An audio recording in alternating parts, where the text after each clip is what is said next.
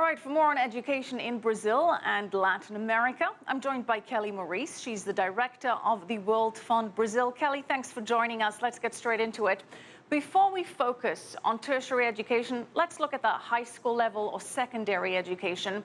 And Latin American educational results are some of the worst around the world. In fact, the Program for International Student Assessment, or PISA, which evaluates educational system worldwide by testing 15-year-olds, indicates that Chile performs the best and scores highest in the PISA rankings, and that is still 10% lower than the worldwide average. Latin America at large does even worse. So, Kelly, why is Latin America so far behind? Well, Latin America is far behind because of several issues. Access for a long time has been an issue for education here, even though as of late that's been improved greatly. We've had lots of issues with socioeconomic family situations. Students who have not been able to find anything engaging or interesting in their education in the classroom.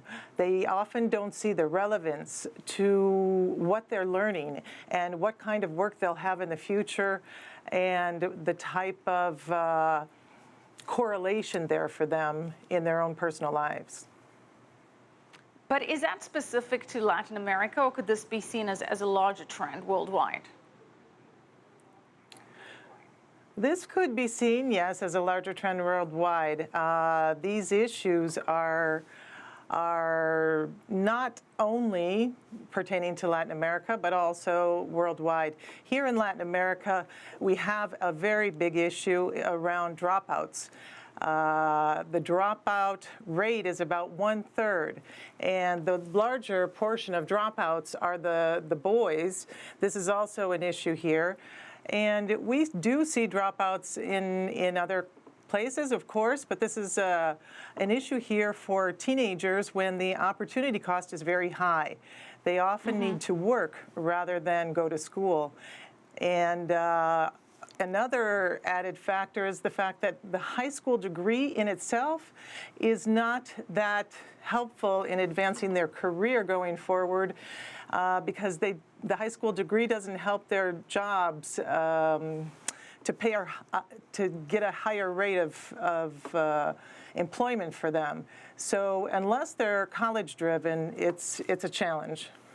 Right. Okay, well, let's talk about college. And as far as tertiary education or higher education is concerned, let's focus on the bright side. Which Latin American countries do you think are performing the best in that regard, and why? I think the best education, we see a lot of talk coming from certain areas within Brazil. Minas Gerais, some pockets in the northeast of Brazil have been doing very well in the test scores. Chile is often mentioned as far as education goes. We've seen more challenges for obvious reasons with economic situations as they are in Argentina and Venezuela. All right, well, you mentioned Brazil, and an interesting phenomenon in Brazil is that of for-profit colleges. They enroll 3/4 of all college students, about 5.3 million people. That is more than double the amount of U.S. students enrolled in so-called for-profit schools. So why are these for-profit colleges doing so well in Brazil? Because of the demand, to get into college in Brazil, you used to have to take the vestibular. Now you can continue to take the vestibular and the test called ENEM.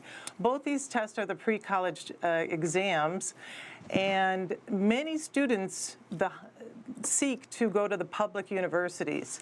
Those are typically recognized to be the better universities, and there's a very limited space for the demand, and that's why we've seen such a huge increase in private universities here in Brazil in particular. Let's talk about what the Brazilian government is trying to do in terms of low-interest college loans.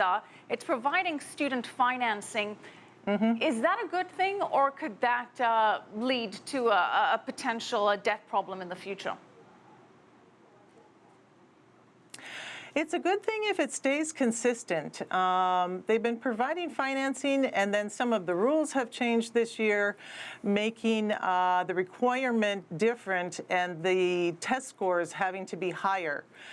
For the inane, 450 is the new cutoff, and that's been a challenge for many of the students because their background in the high schools in general oftentimes is not, their education is not strong enough to get that test score. So this is a challenge going forward. All right, lots of challenges, hopefully some opportunities as well. We're going to have to leave it there. Thank you so much, Kelly Maurice, Director of the World Fund Brazil.